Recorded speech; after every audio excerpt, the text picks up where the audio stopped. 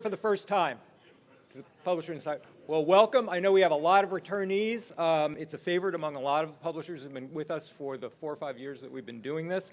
I'm Steve Smith. I'm the editorial director of events here at MediaPost. Thanks very much for being here. This marks something like my almost my 30th year covering digital media and the digital disruption. I started covering this. My first magazine was Cyber Surfer magazine back in the early 1990s. My first editor was Jason Calacanis.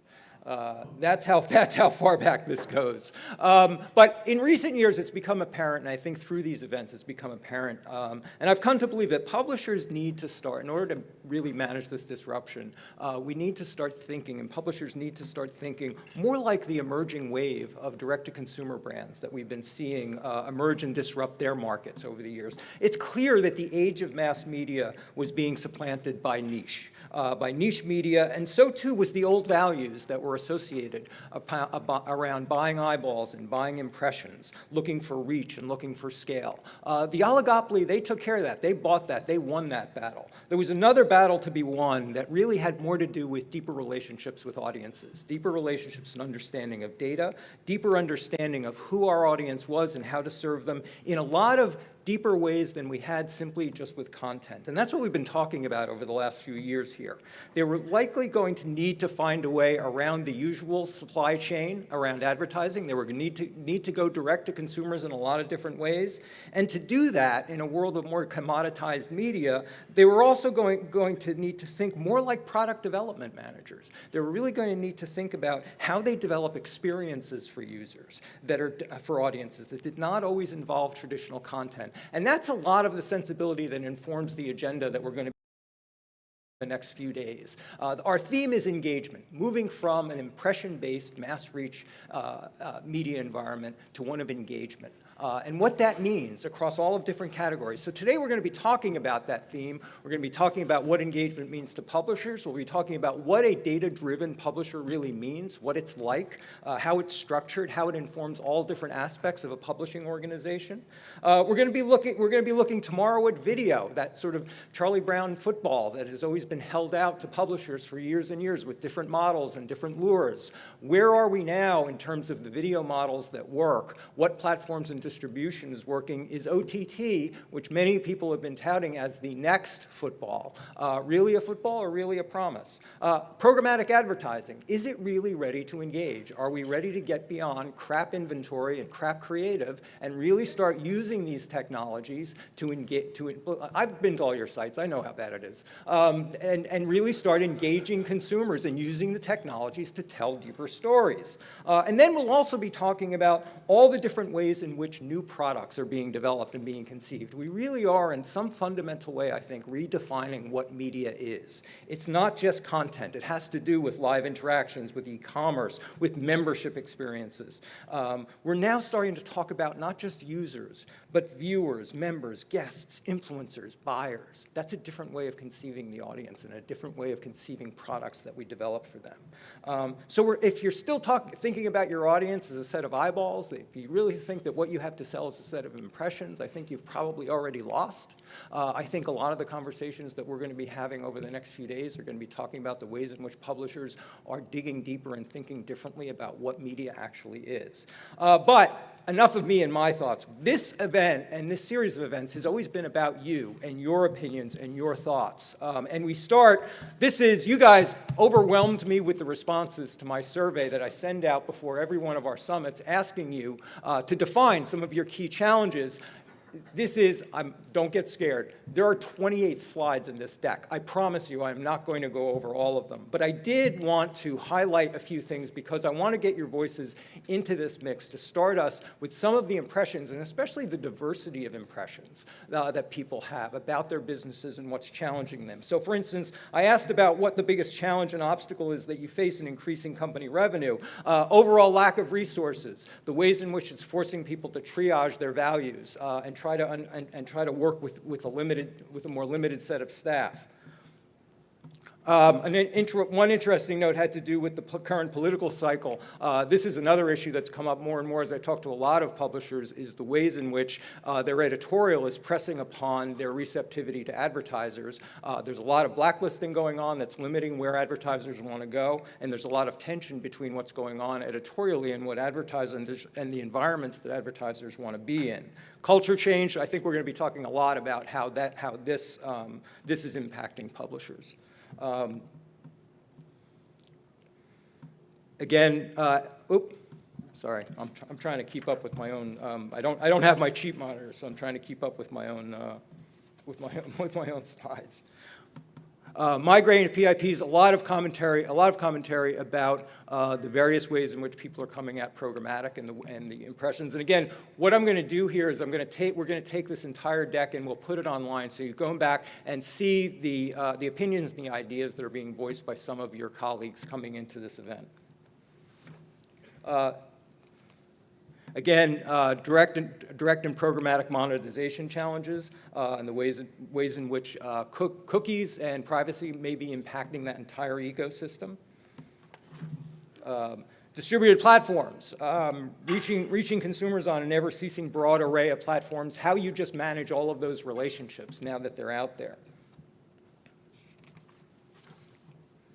Loss of direct advertising revenue to Facebook, Google. We're going to be talking about the oligopoly, I think, across several days, and the ways in which that money seems to be drained into, is being drained into those two big buckets. And one of the things that we're really going to be talking about a lot over the next few days is how publishers outside of that oligopoly really bring new product and new sensibilities to the market and really sell advertisers on those opportunities.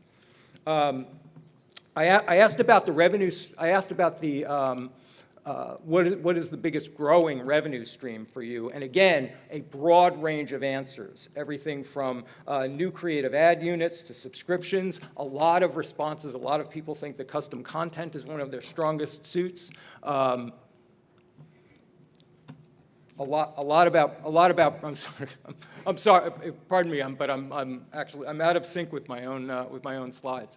But branded content and search and display. Again, a lot of different revenue streams that are popping in different contexts for different businesses. What's the most disappointing revenue stream? Again, this was a torrent of different responses here that we got. Everything from direct sales to partnerships, which a lot of publishers are pursuing, the ways in which they partner up to increase reach and grow audience, to print, of course, always a loss leader, but also diversity of opinions about private marketplaces and whether they really are paying off, and the difficulty that publishers are having in getting them up to scale and getting them implemented well. Video programmatic, drafting off of that.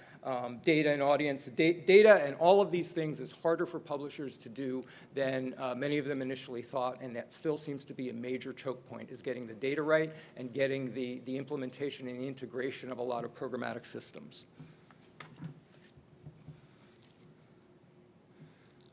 Getting subscriptions off the ground, I think we'll be talking a lot about that, especially when it comes to product development and positioning and packaging subscriptions. But then I asked about what are some of the most promising new distribution channels, since distribution has been one of the challenges, especially as the platforms have been screwing around with all of their algorithms and all of their relationships with publishers. It's interesting, live video is one. A lot of people are leaning into YouTube a lot more than they had. They're finding a lot of traction here. But then look at just some of the different things that people are finding popping for them, from smart news to Snapchat, search. Of course, but also brand partnerships, and I think and tomorrow especially, we're going to be talking about video and the promise of OTT. But then just look at this laundry list of different things where people are finding revenue: out-of-market sales, OTT, YouTube, audio and newsletter, sports, and Pinterest. And then I asked about video strategy, which we'll be talking at length about tomorrow. There are is diversity of opinions and a lot of different approaches to video. A couple of things that really popped for me, the pattern that I saw is a lot of people moving away from shorter form video, a lot more emphasis on higher production values, a lot more focus on engagement, and getting away from those short hits. And again, we'll try to get these posted by the end of the day.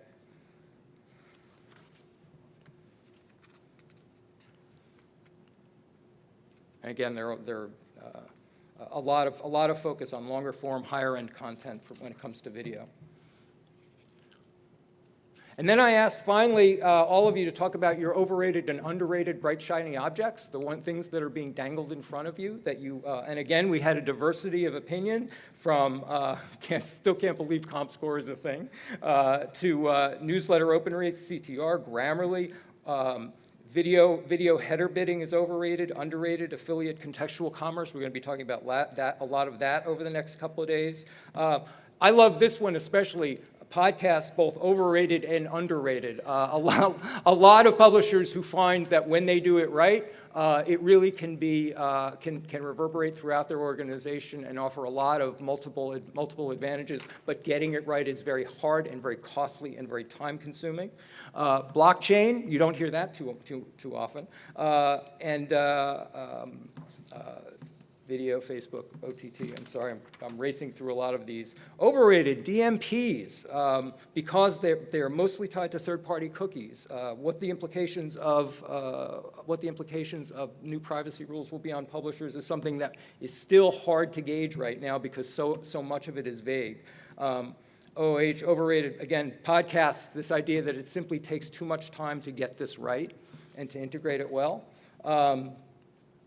But also, we'll be talking tomorrow about OTT apps, whether they're overrated, and TV is underrated. Subscriptions overrated, belief in third-party audience measurement tools, and underrated, the monopoly Google and Facebook and what they really represent. Again, this is a diverse set of responses. I think it suggests the ways in which ways in which people who are coming to this event really are finding a lot of diverse pathways. And I think that's the value of this event, is getting people to share what they're trying and what's working, and that's the spirit of the next few days. Again, some of the basic summit rules. Everything that we do on stage here, the first 3 hours of the morning, is all on the record. It's being live streamed via that camera there. We report on it. We blog on it. We'll be doing follow-up video clips. But then at noon, we come off stage and go off the record. And for those of you who haven't been to an Insider Summit, that's really where the content on stage becomes conversations. I would urge you, don't run out and take that phone call, that phone appointment. The roundtables really have always been, for the 15 years we've been doing this, they're the heart of our summit. It's really the place where people get the most value. It's worth investing in them. So I would urge you to do that, but also the activities in the afternoon. These conversations, this 4 hours we put on in the morning, really reverberates throughout the day. So welcome to all of you. Thank you for coming. We're going to start by an old friend and someone who I think has probably one of the best-known pioneers of digital media. He is now heading the Geo Media, is president and CEO of Geo Media, but that comes after a long and storied career, really having built Forbes.com as an entity, but also was at Newsweek, was at Ziff Davis, ran his own Spanfeller Media. One of the challenges that he has at Geo is bringing a vast collection of media properties together, like a lot of other digital media companies like Vox, like Group 9, like Bustle. We are starting to see this new generation of media conglomerates or polyglots, how they all fit together as a business, how it makes business sense, what it all means, and how to bring it together is really the challenge that Jim has taken on. Please welcome an old buddy of ours, Jim Spanfeller.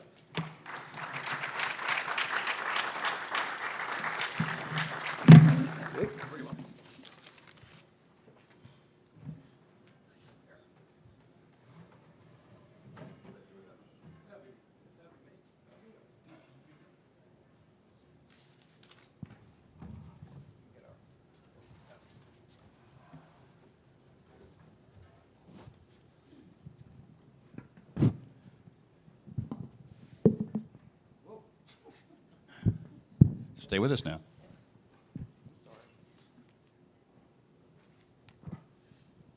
All right. Geo Media is a vast collection of brands. How many? Well, that's a good question. I guess it depends how you define it, but somewhere between 12 and 14. All right. Some of them are tucked into other things. Tell us what they are. Don't name all of them. Don't name all of them. Just give us a sense of the range. If you have any idea how often I've gotten that question wrong. Everywhere from Jalopnik on auto to Jezebel and Rumors to Deadline to AV Club. Those are just some of them, right? Yeah, it's actually Deadspin. Deadspin, sorry. Yeah. Right. No, we've got everything from sports to women's focus site and Jezebel, as you mentioned. We have Splinter, which is a news site, progressive news site. Certainly The Onion, AV Club, Takeout for food. I hope no one's watching that I'm missing right now. Life Hacker for life hacks. Now, there's a lot. Well, right. And now compare this to, say, the last generation of magazine conglomerates that you came out of, the Time Incs., the Hearsts, the Merediths. They were massive too, they had multiple brands, but you could argue that they were centered around a particular topic, at least there was a core, but they were certainly large enough so that even if they had an off topic, if Hearst had its auto section, they could really spin that off as a separate business and run it as a separate business. In your case, you have a lot of very diverse brands going around across a lot of different categories, all in one place. How does this work as a business? How do you see this, all of these diverse brands working together? Yeah, I don't know that it's that dissimilar from the the Merediths and Time Incs. of the world. I mean, you would think Meredith is more female focused, more mid America focused, at least until they bought Time Inc. Condé more fashion forward. So it's perhaps a bit more disparate, but I think more so than in the print world, where you certainly had economies of scale on the back end. In terms of digital and digital video, you've got a lot of economies of scale, more economies of scale on the back end, whether it be in terms of, for example, our publishing platform is called Kinja, which is a great tool for us. Our ability to produce video independently on each of those verticals, but then take that video and distribute it throughout, off-site areas, distributed areas, is a big opportunity. And then, of course, in driving traffic. Right, the ability to accumulate traffic for any individual site by attracting that traffic from other parts of our family is very important for us. But aren't they very different audiences? Isn't the audience for Jalopnik a lot different from Jezebel? We're very different people, right? I mean, that's where I think we lose track of things, especially as you think about how the media world has evolved, which we'll get probably to some of the things you're thinking about later in the conference or even later in this conversation. But you can be a car enthusiast and you also can be a Jezebel reader. Right? You can be a sports enthusiast and you also can be looking for life hacks. You can want to get involved with a progressive thought process in terms of news and also want a good laugh from The Onion. And so yes, we can drive those people back and forth, and I think that as you get into those different contexts, it becomes an extremely more valuable opportunity for advertising. Now that's But how much scale do you need within any of those verticals to make it make sense? Yeah, you need some scale. Unfortunately, most of our sites are fairly scaled at this point. We have some that are still on their way up. Our food site, The Takeout, is 5 or 6 million uniques, but most of the sites are in the 15 to 30 million unique area. So we're benefited by that. And then, of course, there's always the opportunity to find somebody who's expressed interest in, let's say, automotive, and follow them around our network as they do So other how are you things. bringing all of this collection into the market as a unique selling proposition, especially up against competitors, not only the major platforms, but also other polyglot media companies? Yeah, so I think that's, I mean, we're not doing anything at this point all that radically different from what the other folks are doing, right? We have a one sales team, one marketing team. We're scaling that team right now. We're going into the marketplace as a client-by-client focus, which is a little different than how they've been doing when I got there, where they were mostly agency-focused. But I think that that's more a reflection of how the marketplace is buying media. And I think that's really at the core of what the changes we'll see over the next, call it 2 to 6 quarters, right? The very fabric of how media purchasing has been done in the past is starting to change, and it's being driven by a variety of things, not the least of which is the fact that trust between clients and agencies is eroded for some good reasons and probably some not so good reasons. This notion of of transparency about the supply chain in terms of what type of supply, you alluded to it before in terms of some of the programmatic issues that have happened in the past. That's going to have an impact. The realization that third-party data is fundamentally useless is going to have an impact. And the fact that you've got now major government action both on the other side of the pond and here, which is not going to decrease, it's only going to increase around how you can and can't collect data and what you can and can't do with it. That's going to drive a lot. So at the end of the day, you've got lots and lots of issues around that. All those will impact how advertising is transacted. You think they all work to your advantage? It sounds like you think they all work to your advantage. I don't know. I think there's a better likelihood they'll work to our advantage, to the individual publisher advantage, than not. But there's so much up in the air that it's hard to have a huge amount of confidence in that, right? So hold on. It's in case you thought we were through the rapids and things were going to get easier. We're not. It's going to get rougher. It might not be rougher necessarily in the sense of like, oh my God, the world is ending. It might just be rougher in terms of lots of change, and change always is hard. But things are going to change. And the other thing I think it gets overlooked too much right now and is super important is how do advertising agencies make money? Right. One of the main reasons we got into programmatic as fast and as hard as we did, and by the way, I think that the concept and core direction of programmatic wasn't necessarily unsmart or misaligned, but as we got pushed into it faster and faster and faster, and how it got transacted became an issue. And, things grew up like bot networks and bad inventory and all the rest. And unfortunately, one of the outcomes of that was that agencies, not all of them, but some of them, and in some fairly visible ways, were going along with some of the not so great parts of that. And so as clients have found out about that, they've now basically every major client in the country fundamentally has rewritten their contract with their agency. It's really coring down what an agency can and can't do in terms of programmatic. I think you'll find no holding company with a quote-unquote trading desk in the near future. They'll still do it. They're just not going to go out and talk about it. What opening does that make for you? Well, I'm not sure. The issue I think we have is, what is the next business model for the agencies? Well, actually, first, how will agencies survive? Second, what is the next business model? Because one of the reasons we got into the heavy focus on programmatic in the way that we did and how fast we got there was because that became the business model for agencies, how they made money. Right? If you go back to the sort of the beginning of the web in terms of a marketing vehicle, most of the major holding companies, I think all the major holding companies, said they didn't want to do it. Right? You couldn't make money. So they basically outsourced all the digital buying, right? And that's how you had Digitas and lots of other folks that grew up there. And then as they found that digital was getting more and more traction with their clients, they realized, like, geez, we're going to lose control of our clients, so we've got to bring it back in. So they either bought those individual operating groups, Modem Media and others, or they started their own. And then, of course, the problem was that they were losing money doing that. Right? And so that was around 2005, 2006. And so they were saved to a certain extent by the reintroduction of ad networks. Right? So ad networks were a way for agencies to buy digital media, to do it relatively efficiently with one insertion or one optimization, one bill. It wasn't necessarily good for publishers, right? Because ad networks were arbitraging the heck out of everything. Right. And then along came exchanges. And so agency folks they're smart. They're very smart people. And they said, oh, geez, we can do what the ad networks are doing by using the exchanges. And so that's how we got programmatic pushed so fast, because it was the profit engine for agencies. In fact, if you look at it, if you go back, this is just one data point that will sort of clarify that.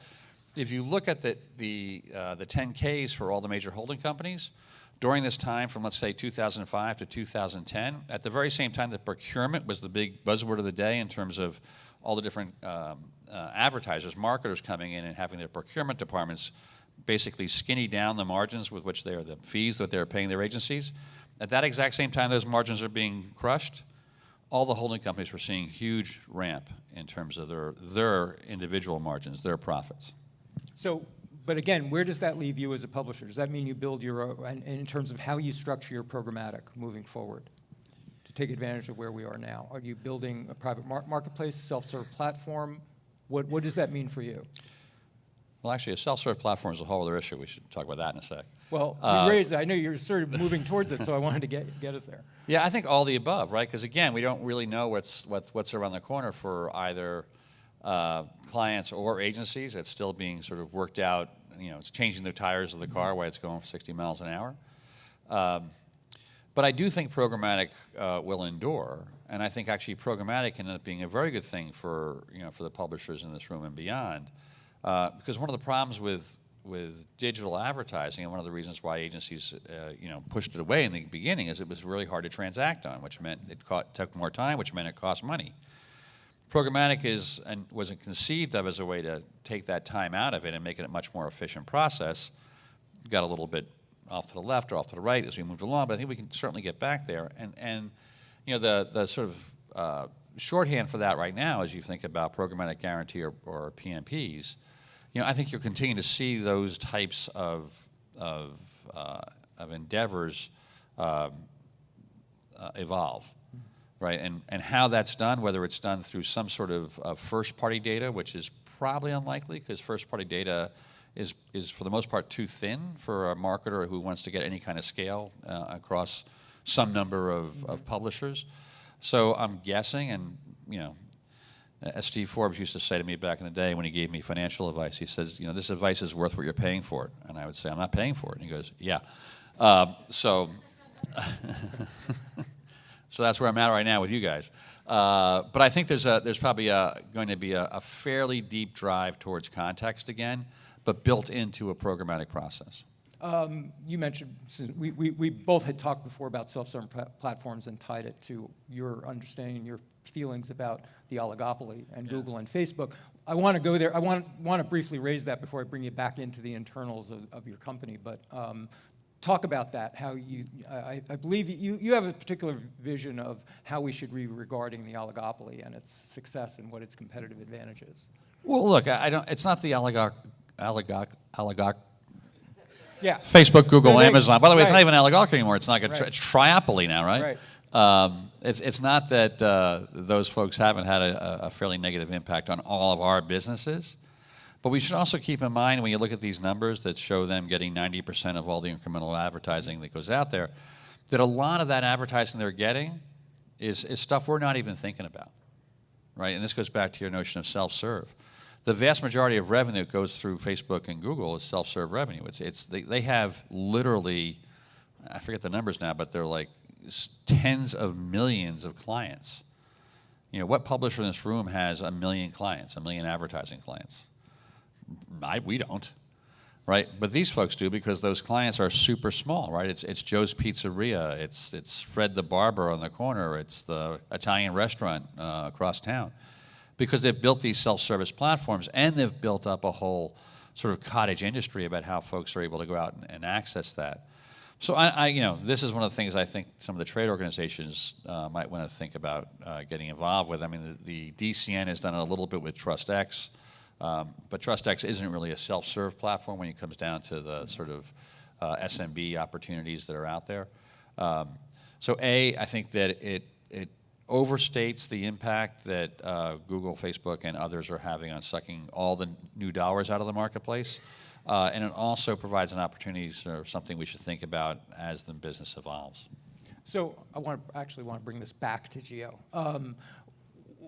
What has been the biggest challenge in taking on these multiple brands and bringing this polyglot media together? So it's really been cultural.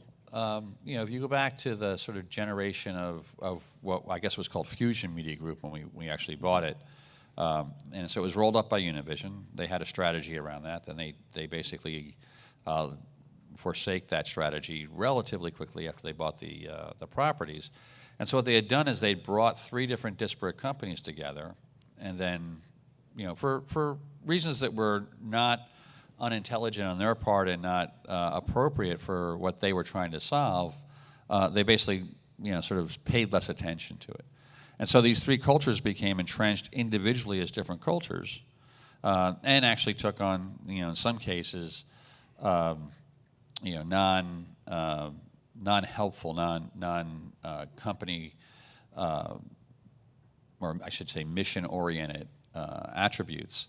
And so coming in and trying to redirect that and take those three cultures, pull them together, and then make them ask them, plead with them to move in the same direction is probably the hardest thing that we've got going. Let's drill into that, because the culture conflicts within GEO have been more public than most, and have made the news. And I don't necessarily want to go back and re-report all of that so much as understand what you're after in bringing these together, what the nature of the culture conflict is that you're trying to bring together, and in the end, how do you create some kind of common culture that reaches across not only these categories, but sensibilities that all of these different properties has developed, the different relationships they've had with their readers, different approaches, for instance, to things like church and state. What sort of common culture do you see actually knitting all this together? Yeah, well, first of all, a lot of the reporting has been either flat out wrong or overstated. So we have no issues around church and state. We've got a very clear understanding of what church and state should be. What is it? What's your feeling about where we are in terms of church and state in a digital era? Well, actually, that's a really good question, because I mean the transition between sort of linear and digital and how that has driven a church and state conversation is actually one of I was going to say it's a more fluid thing. Actually, I don't think it's that fluid, but it's definitely a more communicative situation than it ever was in linear. I remember when I first started working at Newsweek a while ago. If you were in the elevator and you ran into one of the editors and you said anything other than good morning, you literally would end up in the president's office being yelled at, like, what were you trying to do with that editor? And I was like, I don't know, I was asking about the Knick game last night. I mean, I'm sorry. So it wasn't just the Chinese wall, it was like the Maginot Line. And of course in digital, it's a much more permeable back and forth, because there's a lot more of an interrelationship between the pixels that make up the editorial content and the pixels that make up the advertising content.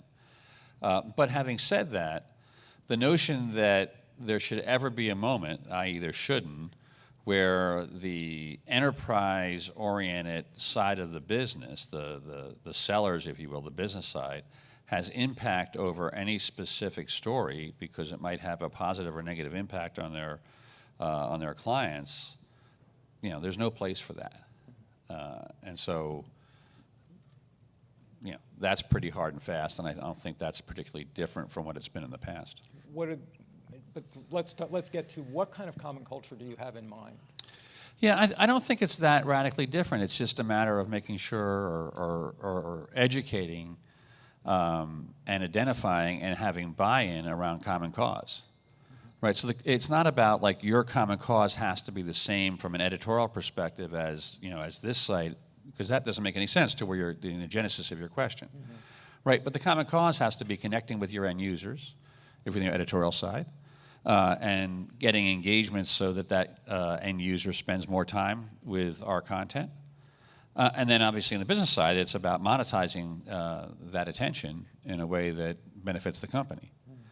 And it sounds strange, but those KPIs and KPIs that would fall out of those two missions weren't really being focused on. And so that was how we got how the company was a little bit off kilter. And so as we bring it back to that, and you bring back to those objectives, with the understanding that, by the way, this serves everybody, mm-hmm. right? And it serves individuals, because as you succeed in those things, and the company succeeds, anyone individual's personal franchise gets that much more enhanced. And so one of the things I say as frequently as I can find places is to say it to our folks is, look, if I can get you to put in the top 5 reasons for coming to work is because you want to come help on this cause, I'm really happy. Right? Because people don't go to work, right? We all don't show up in the morning at work, because we love the company. Right? We show up in the morning and go to work probably first and foremost because we have to eat, right? Or we have to, put clothes on our kids' back. And then we probably show up next because, geez, you know what? I'd like to make more money next year so I can eat better, or I can buy that new car. And then maybe the third thing might be I want to improve my personal franchise. So even if I don't get a promotion or a raise here and get more money here, I can go someplace else and get that, right? And then maybe fifth, it might even be like I just like the people I work with. I like the community I'm in. But if I can get in that top 5 or top 7 of like, yeah, and I really believe in what this company's doing and where we're going, that would be a really good thing. But if you're not aware of that, if you're not talking to that, if you're not being honest about that as a management team, you're going to have a really hard time connecting with your population. I want to think of some questions. I'm going to break for questions in a second, but I have just a couple of last things. Cost containment. Now, as you've moved these things together, I believe you've had to have some layoffs. Yeah, we'll finish the year at the layoffs. Yes, cost containment. Yeah. And we just announced profitability for the first time in the history of the combined company. Not the what was Gawker made money, what was the Root made money, what was the Onion made money. But once they were brought together as a combined company, they never made money. So since 2015, they haven't made money. We just made a profit. I won't say it's a gargantuan profit, but we just made a profit for Q3. So we're happy about that, but we didn't do that because we drove top line, right? We're not there yet. We've got a lot more work to do to get out and take the message into the marketplace, to build all the pathways into our engagement. We did it by cost containment, but right now we have we laid off about 25 people. We really sort of reallocated how we're thinking about those heads in the early days. We now have about 40, 45 open heads that we're actively, frantically searching to fill. By the time I think we finish the year, we'll have more people employed in the company than we did when we first bought the company. Editorial, tech, sales? Yeah, edit, we haven't really laid any, we didn't really lay, we laid very few people. I think we laid 2 people off in edit and when we were doing those initial round of reallocation. In fact, we'll have, I mean, it depends how you define substantially, but we'll have more editorial employees at the end of the year than we will when we bought the company. I think we can do this. I want to give you a chance to show the before and after of where Geo is, what it looks like now, where it's going, and maybe describe a little bit of your thinking behind it. Sure. Go sure. ahead. So, Click away. okay. I'm not even sure what these slides are, to be honest with you. All right. We think they're here. That's awesome. Okay, that's the collection of brands. Yep, and that's some of the stats around this. I mean, you look at it, and one of the things that was pretty clear-cut when we were reviewing the numbers is that it is a tremendous set of assets with incredible reach and wasn't being monetized in a particularly effective way for a variety of reasons that are understandable. Is this video? Did I just click the video? Yeah. So you blew my video. Do you want it? How long is the video? Do you want It's to do like it? 15 seconds, yeah. All right, back us up. Back us up to the video. You guys want the video, right? They always Come on. They always want the video. It got kind of a good soundtrack, you know. I laughed, I cried. Ryan, can you back us up to the video? Yeah. Who am I? I'm an environmentalist. I'm an activist. I'm connected. I'm inclusive. I'm a fan. I'm an influencer. I'm the future. I'm one of 83 million young adults in the US, and I'm about to reach my peak spending potential. I'm more connected than any other generation. I'm influencing other generations on products and services, and I'm 3 times more likely to talk about a brand or a product. At Geo Media, we reach these influential 25 to 44-year-olds at an astounding rate. Why? Because we speak their language in an authentic way. Geo, the heartbeat of Next. Come on, what'd you think? You guys are really kind. You must have had a good time last night. They're applauding a sizzle reel, for God's sake. So this is the before. This is where we are now. With Geo, Yeah, what it I think looks if you click again, it'll scroll the page. So this is the current live site. And again, we've got a common back end called Kinja. So all of them look relatively similar to this. And you know, the Kinja design and feel hadn't been updated in quite some years, so we're going to move it over to this, which isn't radically different, but nonetheless starts to move us in a direction which is more current with the marketplace. And one of the reasons we're doing this is if you consumed any of those data points, which is probably unlikely given the time of day and how fast they went by, we have an incredible opportunity. Even with Vox's purchase of New York Media, we are the largest reach vehicle going after Gen Z and millennials by a good margin, actually. And yet, how the company is monetizing is about 25 to 20% of the revenue of any of our competitors. Right, so we're bigger reach digitally than Vox, we're bigger reach than BuzzFeed, we're bigger reach than Vox and New York Media, bigger reach than Vice and Refine 29, assuming that actually is all going through.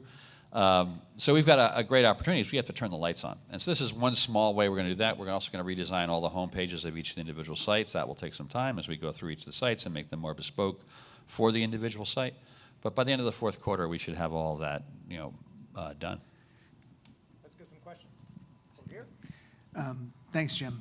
Andy Weedland from Wave Sports. Great presentation. I love your brands. Onion and Clickhole, two of my favorites. But I noticed that you kept talking about sites and reach on sites. And I feel like GoMedia is in a really enviable position because you have brands that people love, especially young people love. And so I was wondering if you can talk about creating content for social platforms and gaining your reach, not on your O&O, but across social platforms. Yeah, so look, I got into several big discussions around this with different folks, including one that was fairly public with Troy Young over at Hearst. So not using social platforms as a way to stimulate consumer trial would be idiotic. Right? They've got literally billions of people on them. And so to do that, you want to have a fulsome effort around that. You want to be able to take the content you're creating and to make it more socially oriented or more search oriented or more YouTube oriented, depending on or more Snap oriented, whatever we're talking about, or Twitter. So we do all that. But at the end of the day, I think it's a very risky model, and it's easy for me to say this in 2020 hindsight because it's proven to be risky for a variety of people, a variety of companies. I think it's a very risky model to assume that you can create a business plan where your distribution point is on those different platforms, right? As I said in this one conversation with Troy, it's like you're basically starting a business model that is representative of and emblematic of what Reuters and AP do. And that's a fundamentally different business than any of us are currently in. Right? Doesn't mean there's not a business there, but if that's the track that someone wants to go down, and people certainly have tried it, I think you want to be really clear-eyed about what your business model is, because at some point that algo will change, and at some point whatever you've built in terms of reach will be less. Jim Spanfeller, as always, it's a treat. Good to be with you. Thank you all.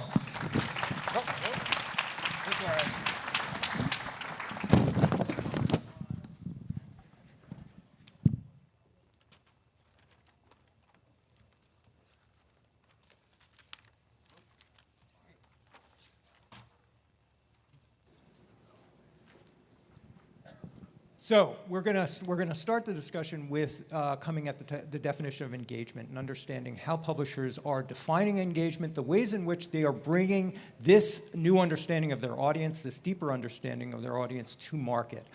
In particular, in the ways in which they're competing with the duopoly, the oligopoly, the triopoly, but also competitors. To talk about what engagement means for publishers now, let me invite Mike Ryska, who many of you may have met last night. Mike is one of the co-founders of The Chive, where you had drinks last night and heard all about them. Please welcome Mike Ryska in our first panel.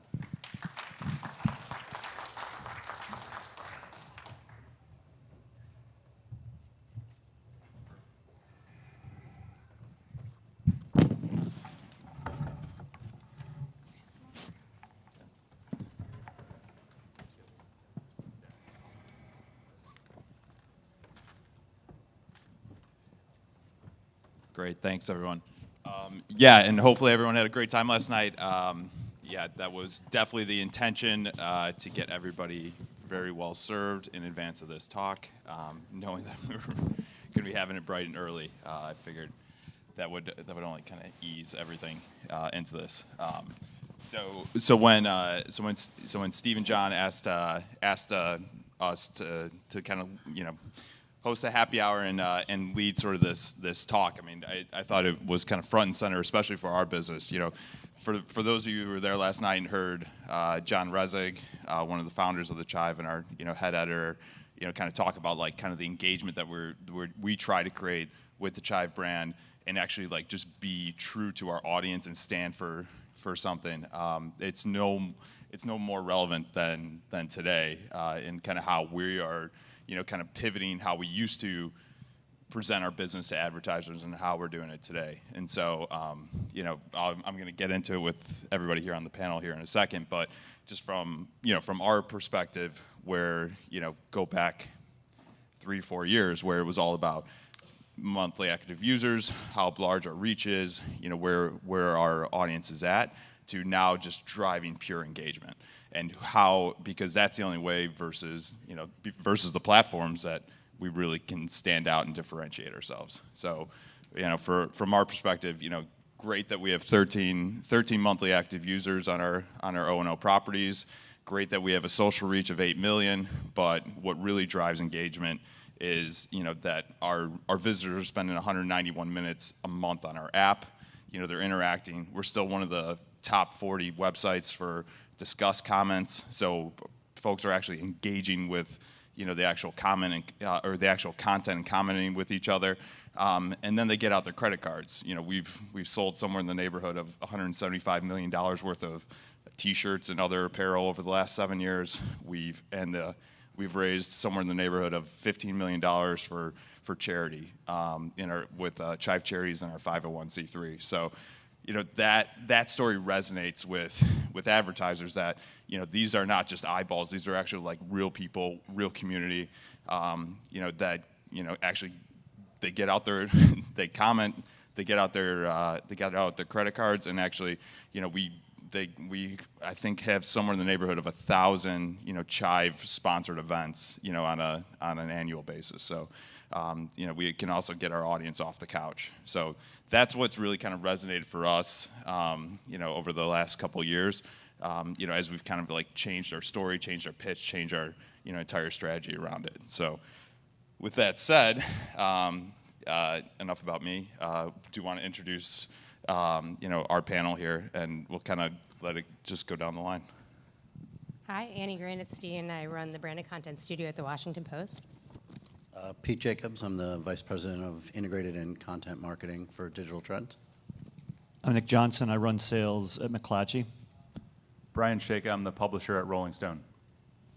Great. So we'll start with Annie and kind of go down the line. Would love to really just hear for everybody just what the real kind of elevator pitch is now for both your audience and for advertisers on how you guys are driving engagement.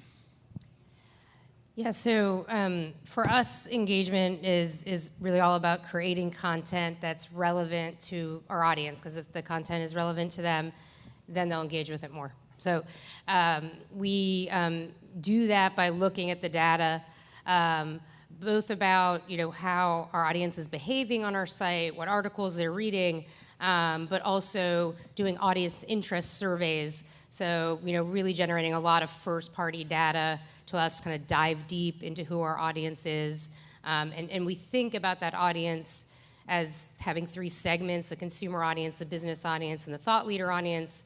And I've even divided my team by those segments. So, the thought leader team really gets to know that audience, and the consumer team really gets to know that audience, and the business team really gets to know that audience. So it really is about kind of like having this very deep knowledge and using that to inform the topics that we're choosing to write about for advertisers to reach that audience, but also, how we're distributing to that audience and the types of storytelling methods that we're taking.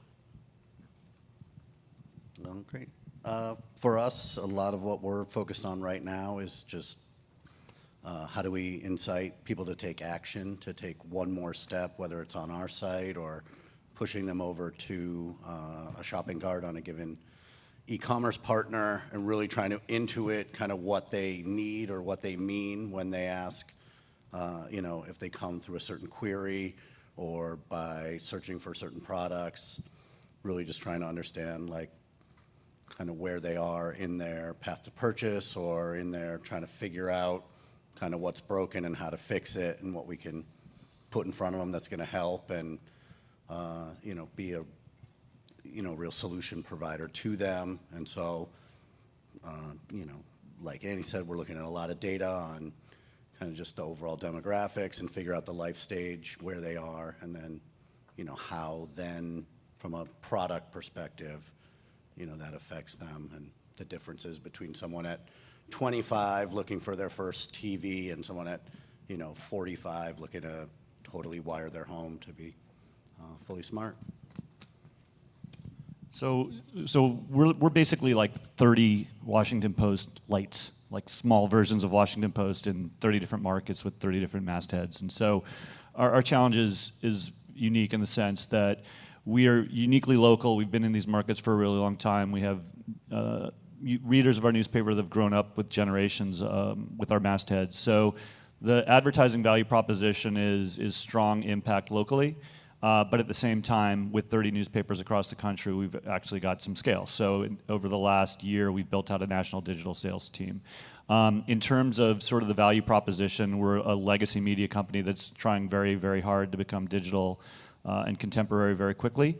And so on the very basic end of our business, it's highly, highly transactional, classifieds, obits. I never thought in my entire life I'd ever sit on a stage talking about obituaries, but sadly that's part of our business. And on the big side of it is, we've got a number of multi-million-dollar advertisers activating locally with our full-service digital agency Accelerate, which brings full digital services to advertisers, multi-dealership networks and things like that, big CBD, casinos, hospital services, things like that. So from SEO, SEM, geofencing, audience extension, website development, branded content, bringing these services to local advertisers that have big ambitions in their regions.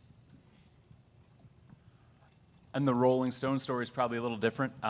With 50 years of some of the biggest interviews, stories, groundbreaking journalism, we look at engagement more with our editorial.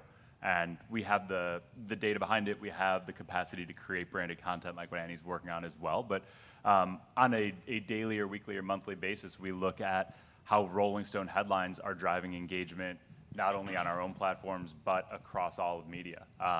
Recently, we dropped the Taylor Swift cover on Instagram, and I think it did 1.6 billion press impressions in the 72 hours following release. And then we look at what that converts to on our site and how much time people are spending with that content.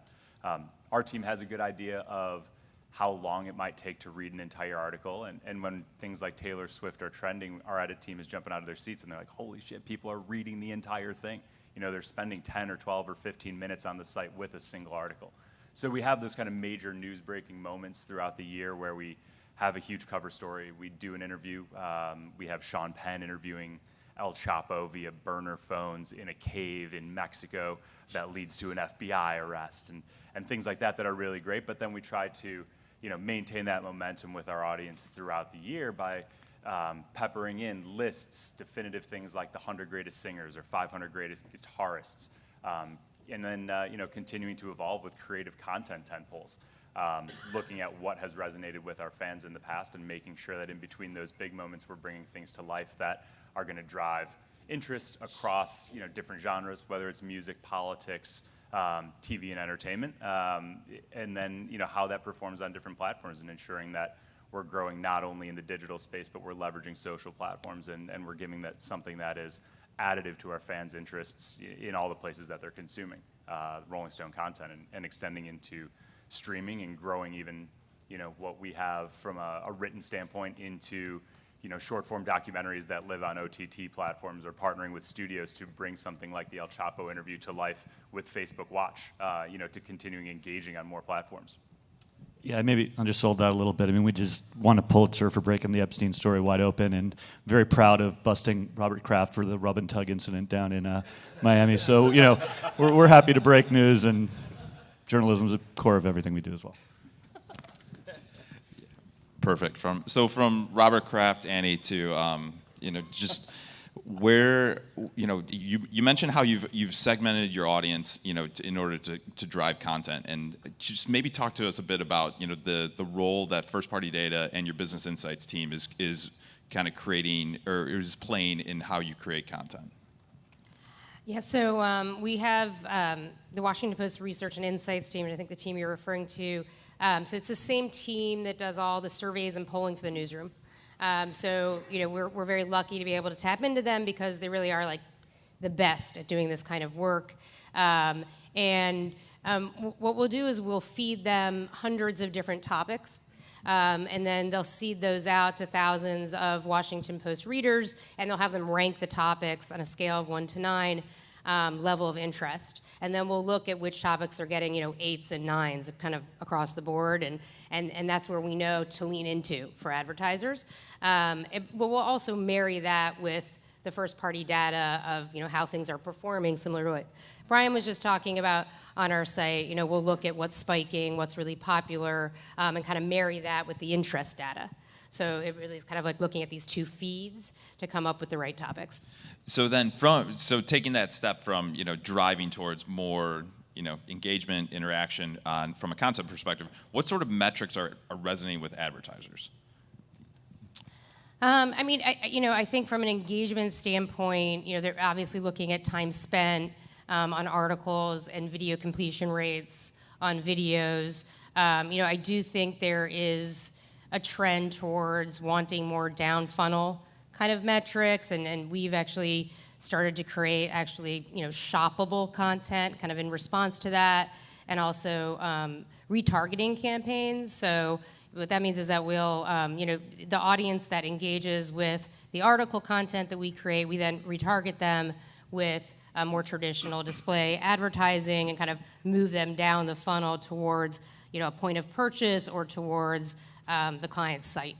Yeah. Pete, so just for folks in the rooms who aren't familiar with digital trends, do you maybe want to just take a step back and talk about your current go-to-market strategy for and business model for what you guys are driving? Yeah, sure. We're the leading independent tech site out there. Probably 30 million uniques a month come through our site, and big emphasis over the last year on e-commerce, driving people to whether it's an Amazon or a Walmart or Best Buy, and we'll move roughly $95 million worth of product through our site over the kind of rolling 12-month period here. And that's kind of it in a nutshell. So in a very direct response sort of world, where how much of that is influencing your content strategy and what you guys are looking to do? It's a big part of it. I think more than anything, it's just serving an audience. We are. I don't think we're going to win a Pulitzer anytime soon for our review of an OLED TV, but we're filling a need for people. We're a utility largely, but we are serving our audience in a way that is still very human and trying to give them the experience of what technology brings. Every company that we talk to, from Serta mattresses to Ford now, says they're a technology company or a mobility company or kind of anything other than the product that they are. So from a content perspective, our job is to kind of distill what all of that means to them, and then how that will still manifest itself through an actual human experience with technology.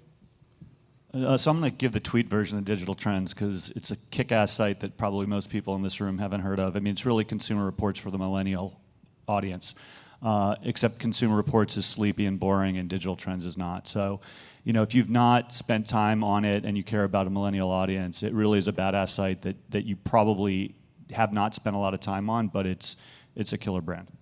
Thanks. You're a way better marketer for my site than I am. It might have just put me out of a job here, but I appreciate that. The That's in the public domain. You can just cut that and use that at the next panel you do. Perfect.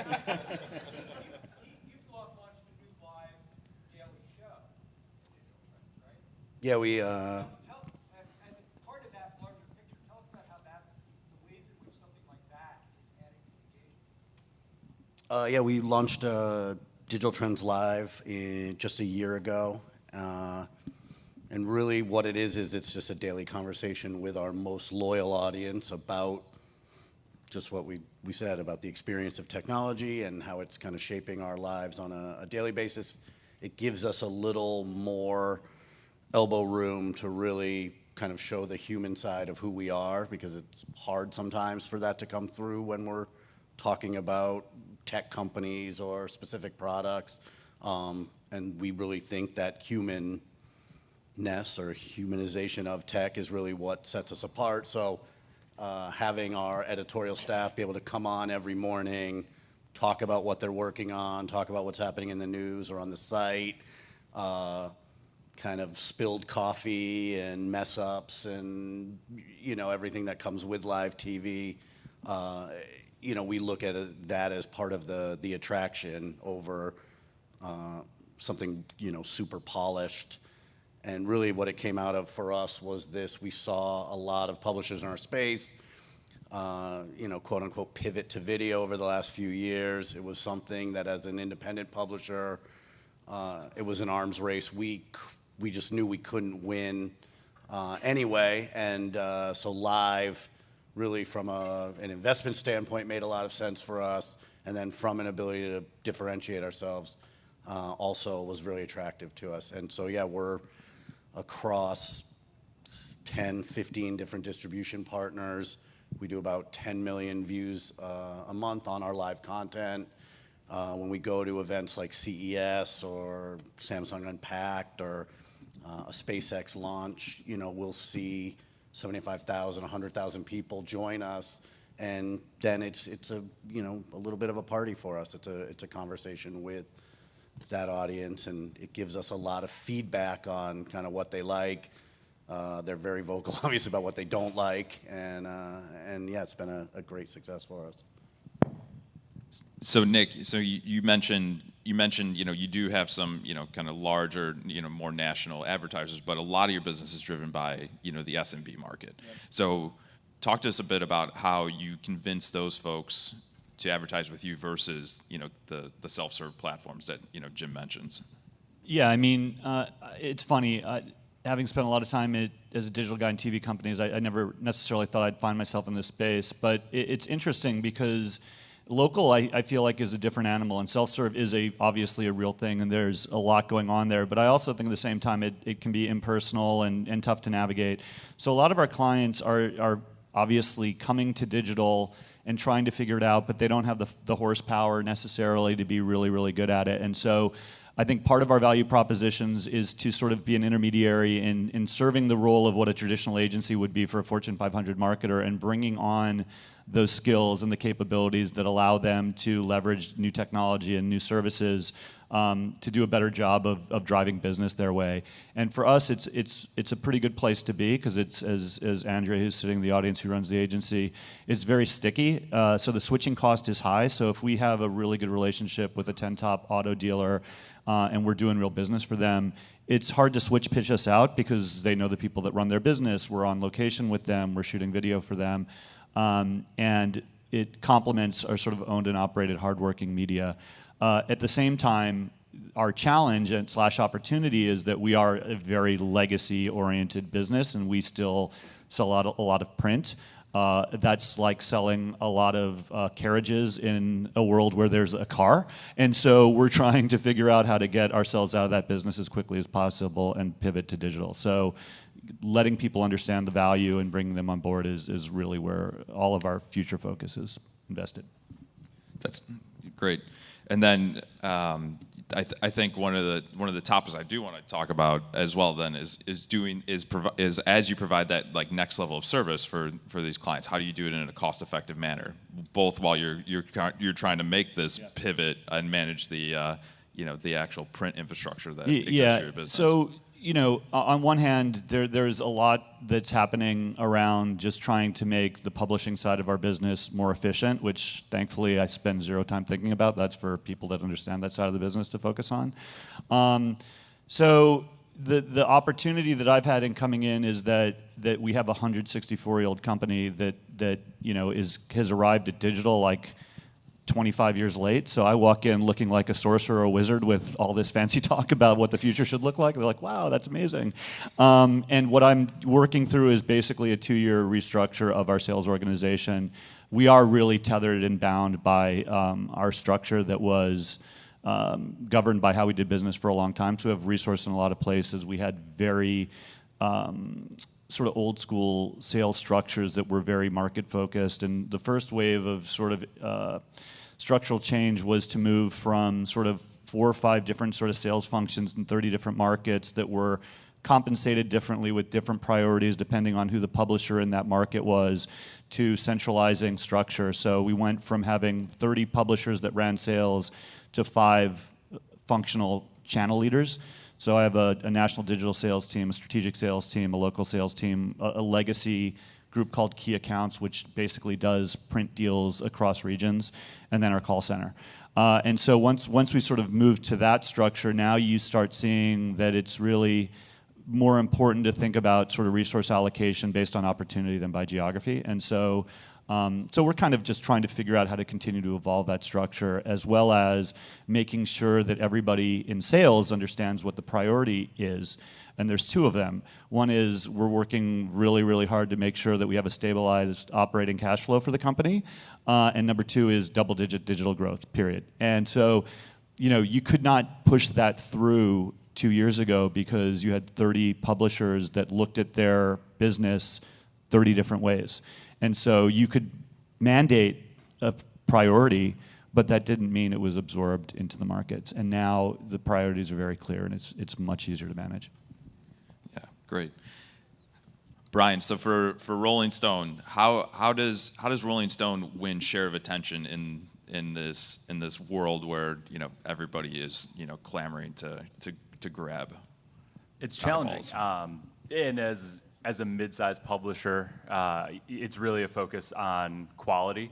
It's something that we talk about daily in the office, and it is about creating a quality premium piece of editorial that is going to resonate with our consumers. And we have a great idea of what differentiates our consumer in the marketplace, and we're constantly using learnings on what they've interacted with in the past, where we see trends and spikes in terms of traffic in the video space, the social space, to try to deliver something that is going to resonate digitally, socially, and be something that people come back to.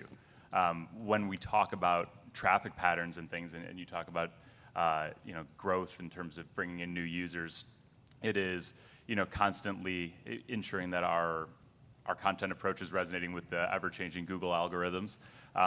We were reliant for a long time on kind of our evergreen content, things like lists and historical articles and galleries that would come up regularly in Google searches, and those all of a sudden in March of this year were deprioritized. So it causes us to have to take a massive shift in how we're using our platforms to bring audiences in. So when Google deprioritizes something, how do we leverage our social platform to re-promote that content around relevant, trending pieces? If Billie Eilish is performing on Saturday Night Live, what are we doing on our own channels to re-promote editorial, to re-promote a cover story, to push out a cover shoot in the social space that's going to capitalize on those trending moments where we've been deprioritized as a mid-sized publisher in the larger algorithms.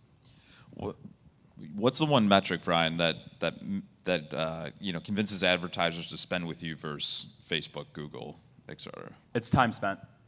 For us, primarily. So we have long-form articles, we have long-form lists, and when we put the opportunity to own Rolling Stone Edit and put your brand adjacent to either an article or a content feature or a video series that people are going to spend 6 or 7 or 8 minutes with, that's really the value sell for us. We acknowledge that lower funnel is really a key for brand advertisers, and a ton of dollars are being pushed down the funnel to directly to acquisition, directly to purchase. And, our conversation is around awareness, it's around brand building, it's around, elevating people's perception of your brand via time spent and association with our content. Great. And then, Annie, similar sort of question, but, what's your advice for the audience just on how you win versus Facebook, how you win versus, spend with Google? So for us, I think a lot of it has to do with that qualified Washington Post audience. So for the branded content that we're creating, the majority of our traffic is coming from on-site, like on Washington Post channel traffic drivers, as opposed to social media traffic drivers. And I think this is quite different from a lot of other media companies, and I think it can be attributed to a lot of what I was talking about before, because we're making sure that those headlines on Washington Post channels, are going to appeal to the audience that the advertiser is trying to reach. So we have higher click-through rates, and we're really able to reach that exact person that the advertiser is trying to reach through very sophisticated distribution technology, very sophisticated contextual targeting, meaning that the headline's placed in a contextually relevant article. So all those things, help us reach kind of that needle in a haystack audience that the advertiser is trying to reach, I think, in a very sophisticated way in comparison with our competition and even with Facebook. Well, yeah, and I think the thing that's really envious about Washington Post is they have a pretty awesome owner. Only one of us is like, a cousin to a FANG company, and you look at the work that Jared Dicker's doing with Zeus and the platform innovation that's happening there. You've got a great brand, but you've got a killer sort of dev team sitting underneath that unlocks, I think, a huge amount of advertiser value. At the end of the day, you still need a great editorial and news product, but holy shit, the dev resource that sits in that organization is pretty sick. Yeah, Thank you. Another 30-second commercial. I get paid in beer late at night. Yeah, because I think as far as like I look across all four of these businesses that are producing just some amazing content and have just strong core audiences. In the ever changing media landscape, one of the difficulties about running these types of businesses is that you need to evolve the monetization and the OpEx structure to constantly pivot to how these audiences come. Right. Well, and I think that conversation that Steve had prior to the conference is, if you're a legacy company where there's tremendous pressure on the expense side of the business, how do you pivot between running your we obviously don't want to turn off our legacy business even though it's expensive. And there's legislation in California that actually hurts our ability to deliver newspapers because Uber and Lyft are so successful and the unionizing. I've just went over my skis on the legal aspects of that. It's just a problem. But at the same time, you watch what Jared's doing and you're like, these guys have the ability and the infrastructure and the investment to manage our legacy business while leaning super aggressively into platform and future state. And so I think that's the trick for many of us. I'm sure it feels the same at Rolling Stone. What an iconic brand that I grew up on. All you need to do is publish 52 times a year with Taylor Swift on the cover, and I think you just solved your problem. But that's a hard thing to manage, and that's what I think makes all of our jobs so interesting, is that it really is a balancing act. Yeah, absolutely. So, so Pete, just knowing the fact that you don't have Jeff Bezos's checkbook to help drive your strategy, but what has you most excited and bullish about being an independent mid-sized publisher? Well, it just gives us a lot of freedom, and it's pretty liberating in a lot of ways to we don't have to chase every single thing that comes along. So it gives us a freedom to,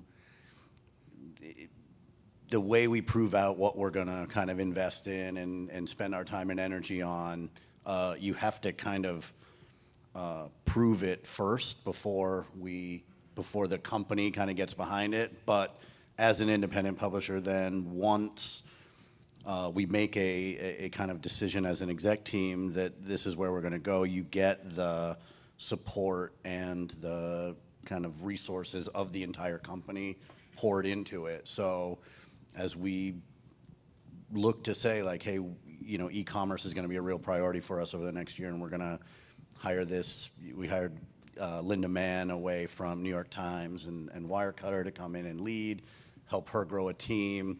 And every department from dev, editorial, my team on the integrated marketing side, you get this feeling of kind of, okay, what can we do to help you then be successful? And it just, you get the best out of kind of what everyone has to offer, even though it might not be the totally off-the-shelf solution, where in a lot of ways it would have been a lot easier to just like kind of throw money at it, hire the, you know, whatever software and people are out there. That kind of more homemade, homegrown feel, we learn a lot more along the way, and I think as a result then the successes feel just that much more special, and you get to see the result of your work kind of on a daily basis compared to you know, my time at like Viacom or Univision, where you were just kind of like, you know, shoveling coal a little bit into to keep the furnace going. Nick, similar sort of question. You know, so what in a world where all the dollars seem to be pivoting into and moving to the platforms, you know, what has you most bullish about your business and your space? Yeah, I mean, the thing that keeps me hopeful and optimistic is I do think that sort of that high local touch is an opportunity. I mean, you look at what's happened with sort of Mighty Hive in this move towards migrating agency services to clients directly.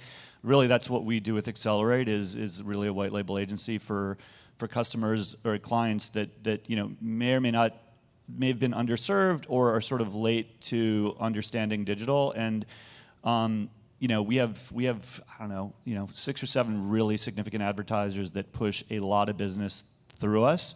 And I think that it was deliberate and also sort of a byproduct of the right geography. And I think that's something that we can pretty easily scale with the right focus and the right people. And I think when we launched the agency, we launched it in a way that was before my time, but the idea was let's create sort of a startup that we let be free and be on its own so we don't break it with legacy.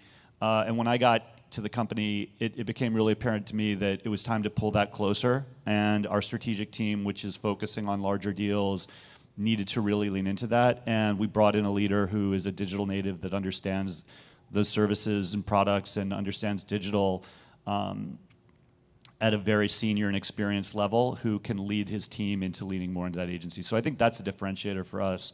And I think that now that we look at our 30 independent children as one scalable entity, that unlocks value as well, and we put a team against that. Great. And then Brian, similar question as well. What has you most bullish about Rolling Stone's future? I think, you know, it's fun, right? We talk a lot about data, and the massive platforms have overanalyzed everything to the point that all decisions are being made via an Excel spreadsheet or a data chart or a graph or a trend in numbers.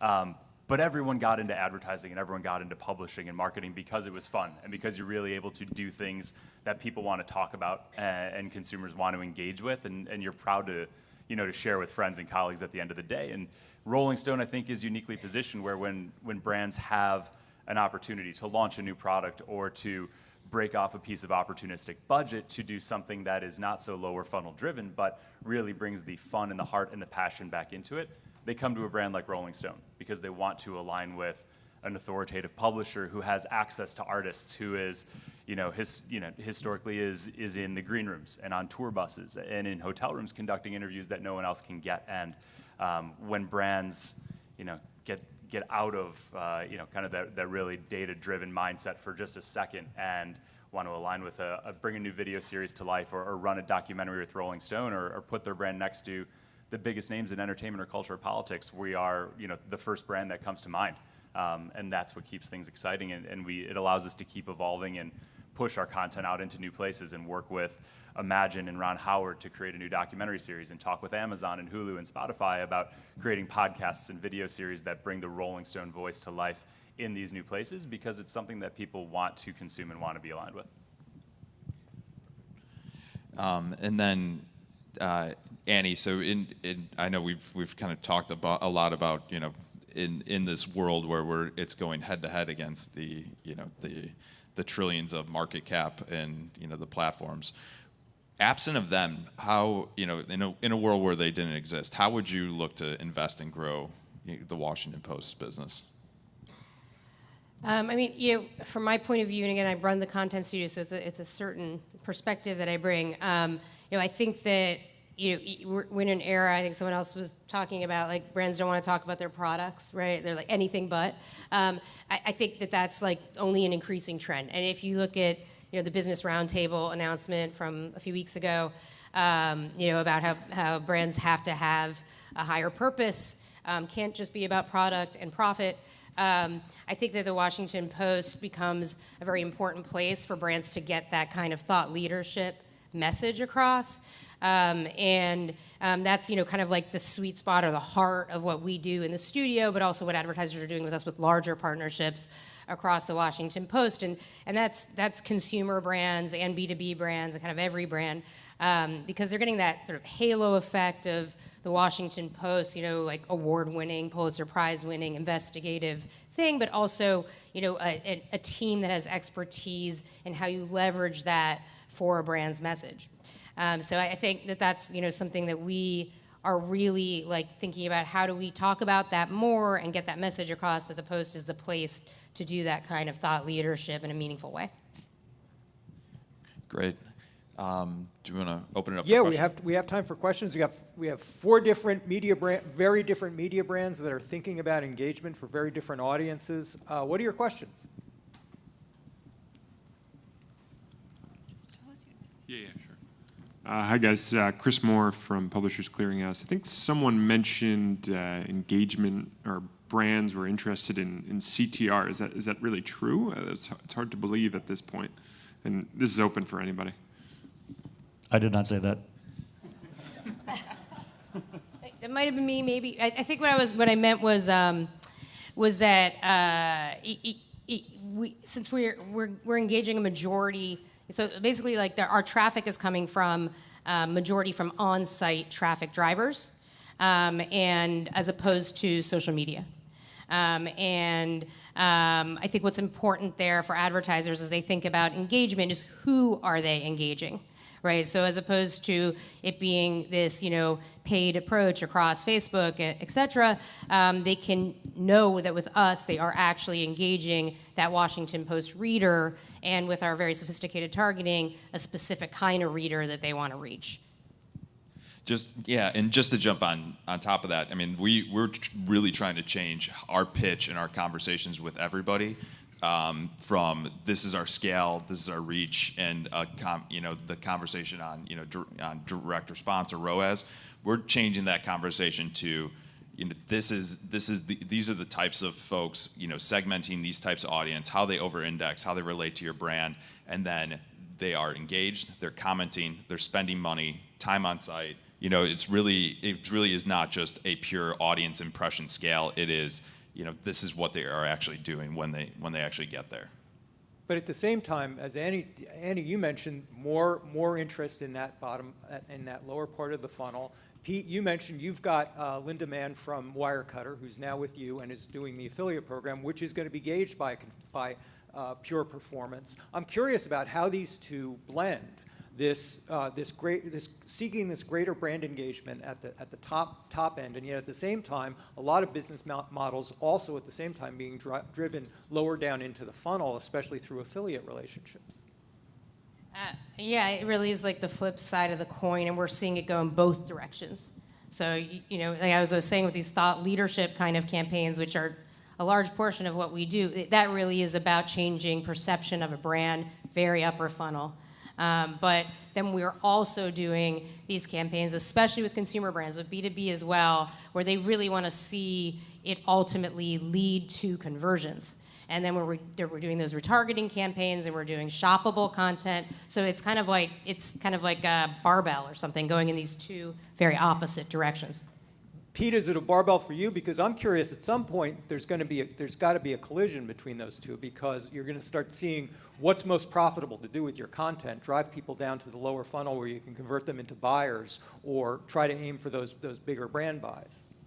I think they all kind of work together, and I think, as Jim said in his talk, what we're seeing is way more of those kind of client direct conversations, and even at the agency level, I think there's a little bit of a kind of moment of clarity there, that these campaigns for the sake of click-through or viewability or kind of all of these other things that don't really serve kind of pushing the client or the company forward are we're starting to see a little bit of a change there. So I think now what that allows you to do is have a conversation about showing how all of the different components of a given publisher can work, or even a campaign in total. We're not, for our size and scale, we know we're not going to be like a one-stop thing for everyone. And I think that, again, gives us the opportunity to go in and say, like, well, what's the kind of pain point for you in that path to purchase, or what's the kind of bigger issue you're trying to solve? And it lets us use all the components of what we have to offer to kind of go after it. So I think it's only a problem if people find that like their little segment of the advertising universe is in jeopardy because they're only solving like one side of they only have one note to play. But I think if you can start to have those conversations about like what really a client's trying to do, it shouldn't cause any conflict. Well, it could be an advantage, right? I mean, in the sense that if you're dealing with a Samsung, as some of these brands start amping up their direct-to-consumer channel, then it becomes a more natural conversation between their branding and their performance, because they're actually engaged in the full funnel digitally. So that lets you play into that. Yeah, and I think what everyone's kind of dancing around, or like the idea of digital, I think, has started also to change back to this understanding that there's got to be a real human action at the other end of whatever we're doing. And I think, again, for a long time in digital, there was this like kind of myth that it was, just unlimited impressions and clicks and, but there's still a finite amount of people in the world that are interested in a given thing at any given time. And I feel like we're starting to have those conversations again as well. That's like, there's only so many people that can do so many things. Andy Weedland, I want to follow up on something Annie said about you have your editors involved, and what you do is you send a bunch of topics, and then they send out a survey, and they weirdly rank it 1 through 9. I don't know why you don't go to 10, but that's a weird thing. But it just seems to me, it's a question for the panel about the balance when you're creating branded content between data-driven and creative. And the awesome thing about news is that every day it's new. And so I'm a little surprised that you would use data to determine what might be interesting, because in a day or two, that data may be stale. But an editor, or a creative editor, or someone like you, Annie, who is working with the brand and feels what the brand attributes are, you can come up with a great idea that may be like real and temporal and relevant in real time, more than what data might tell you, because data will get stale really quickly. Yeah, that's a great question, and it's a balancing act, definitely. I would say that for most of the programs that we create, it's not the same as hard news, in the sense that we are not, the Washington Post newsroom is publishing 600 pieces of content a day, right? We are taking weeks or maybe even sometimes months to create, highly interactive multimedia articles and videos that tend to be a bit more evergreen, but they still need to be relevant. So it's a dance, I think. We're looking at data from things like those audience interest surveys that you were just talking about, and performance data that changes day by day, obviously. But we're also looking at larger cultural insights. So we actually have like a framework we developed where we look at a cultural insight, or more than one, about what's going on right now out there in culture among this target audience.